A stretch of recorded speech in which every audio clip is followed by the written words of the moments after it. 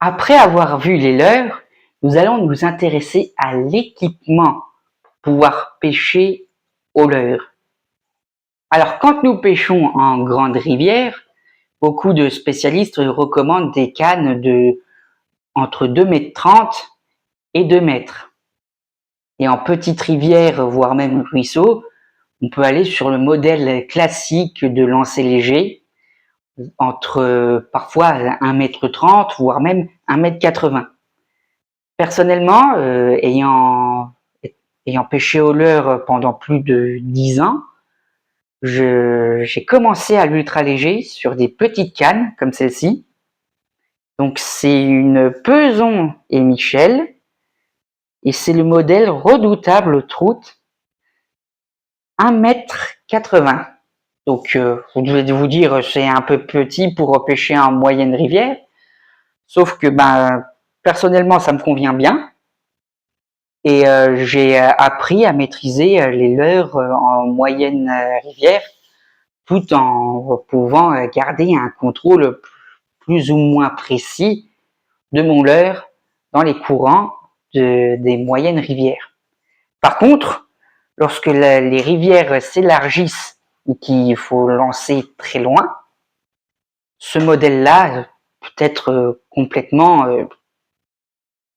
impêchable, parce que ce modèle est beaucoup trop petit pour des rivières à grand gabarit. Et qui dit grand gabarit dit une canne plus longue pour pouvoir mieux maîtriser le leurre à distance et pouvoir mieux l'animer. Mais avoir une canne adaptée, c'est bien, mais il faut aussi trouver un moulinet qui équilibre votre ensemble de pêche. Et ce que je vous conseille comme modèle, c'est le modèle 1000 comme moulinet, avec un frein avant de préférence. Privilégiez toujours les freins avant, que ce soit pour le toc, pour la pêche en dérive, pour toutes les pêches à la truite, même en étang, j'utilise beaucoup le frein avant. Donc le modèle là, c'est un Avocat 2 S1000 de chez Mitchell. Donc Mitchell, c'est une marque de moulinet très connue dans la pêche. Les moulinets Mitchell sont connus pour être presque increvables pour la pêche à la truite. Et comme fil, ce que j'utilise, c'est un fil fluo en 20 centièmes. Pourquoi le 20 centièmes? Parce que le 20 centièmes, pour moi, est le plus polyvalent pour la pêche au leurre, même en ruisseau. Bien que parfois en ruisseau, pour certaines techniques, on va vous dire mettez-vous en 16 ou en 18 centièmes. Ça dépend du comportement des poissons. Si les poissons ont tendance à attaquer très franchement les leurres, un 20 centièmes est parfaitement adapté.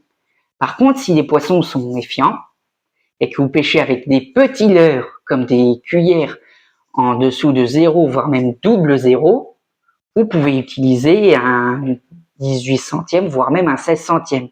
Mais gare aux casses si vous ferrez trop fort. Et le fil fluo, quel est l'avantage du fil fluo? 1. On peut voir le fil pendant l'animation du leurre.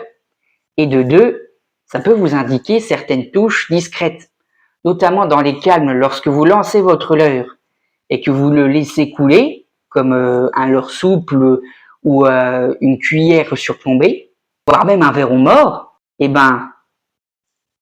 le fil fluo, s'il y a une touche, il va dévier comme ça. Alors si vous voyez votre fil dévier à contre-courant ou dans le sens du courant, de manière plus ou moins rapide, ça peut être synonyme d'une touche. Donc, dans ce cas-là, vous prenez contact et si vous sentez un coup de tête, ferrage. Et par contre, sur certains parcours, le fil fluo peut être très traître et ça peut ruiner votre partie de pêche au leurre. Alors, qu'est-ce qu'on fait dans ce cas-là? Si vous avez de la chance et que vous avez une deuxième bobine, mettez un fil translucide. Ça, c'est un gris, mais il se voit très peu dans l'eau. mettez un fil avec un coloris très discret, du même diamètre que le fil fluo. Donc là, c'est un 20 centième. Et bien entendu, celui-ci, c'est aussi un 20 centième. Et dans les eaux très claires, ça peut vous aider à déclencher des touches. Nous avons parlé de l'ensemble de pêche, mais nous n'avons pas parlé d'un outil très important à la pêche au leurre, qui peut être bénéfique lorsque vous pêchez à la cuillère tournante, parce que lorsque vous pêchez à la cuillère tournante, si ça tourne et que vous avez fait un simple nœud cuillère, ça peut vriller le fil, c'est-à-dire que il va faire des nœuds pleins, faire des perruques pas possibles, et ça peut rendre le fil impêchable même sous l'eau. Et en plus de ça, cet outil va vous permettre de changer de modèle de cuillère ou de poisson nageur le plus rapidement possible. Alors, qu'est-ce que c'est? C'est l'émerillon agrafe. Alors, un émerillon agrafe, c'est quoi? C'est ça, l'émerillon agrafe. Donc, il est adapté pour les cuillères numéro 2, et par contre, ce modèle-là, pour les petits modèles en ruisseau, je ne vous le conseille pas. Pour la pêche en ruisseau avec des tout petits leurres, je vous conseille de le faire à la main ou trouver des agrafes encore plus petits que ça. Ça peut exister, mais c'est vrai qu'on n'en trouve pas beaucoup. Mais si vous pouvez vous trouver des agrafes plus petits que ça, eh ben, foncez-y tout de suite. Parce que les petits modèles d'agrafes, bien qu'elles se développent de plus en plus, c'est parfois pas facile d'en trouver. Et une fois qu'on a ça, pour la pêche en ruisseau au leurre, ça peut être très intéressant. Bien, nous avons parlé du leurre, mais ce qu'on oublie parfois, c'est que la réglementation divise les plans d'eau en première et deuxième catégorie. Alors la première catégorie, c'est quoi? C'est des plans d'eau et des cours d'eau comme les ruisseaux et les petites rivières de montagne qui sont exclusivement réservés au développement et à la pêche des salmonidés. Donc truites, omble commun, voire même omble de fontaine. Dans cette catégorie, vous aurez plus de chances d'en trouver.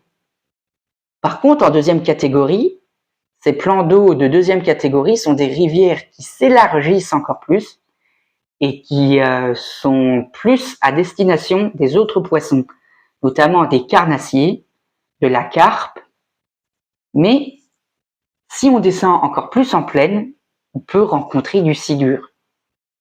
Mais en deuxième catégorie, la pêche du brochet et l'autorisation de la pêche au leurre en deuxième catégorie ne s'effectue que fin avril, voire même 1er mai.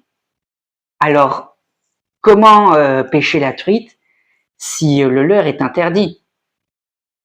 Eh bien, il y a des techniques qui reposent sur les appâts naturels, notamment la pêche à la dérive, ou plus précisément, le toc.